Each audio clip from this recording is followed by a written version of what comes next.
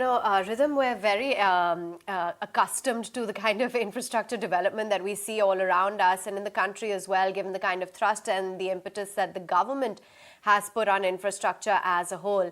In light of the kind of progress that we've seen, the fact that there has been a pickup in pace of infrastructure development, what's your outlook on this sector? And if I could broaden that to the entire industrial space as well? Yeah, so as I said at the outset, I think this is a new investment-led economic cycle that we are at the beginning of. And investments, particularly in the private sector, are starting from pretty low levels. In the previous cycle, in the first decade of the millennium, we went from 4% of GDP and peaked at 17. We're around 5% right now. So this number could go well into double digits in the coming 3 or 4 years. So it's a very strong outlook for industrials. I think you will see order books going up everywhere. They are already going up, and that momentum and that trend may continue over the next several quarters. Of course, from a stock market perspective, we have to continuously judge what's priced in and what's not. In some industrials, the coming growth of the next 12, 18 months is likely priced in others it's not. But I stay constructive, and we are actually overweight the sector. So it's a good space to be engaged in.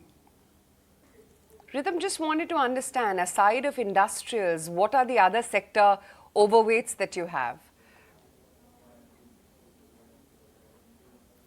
So as I said, I think we're the throes of a loan boom, given where we are starting on corporate debt to GDP and given that we may be seeing a pretty strong investment cycle.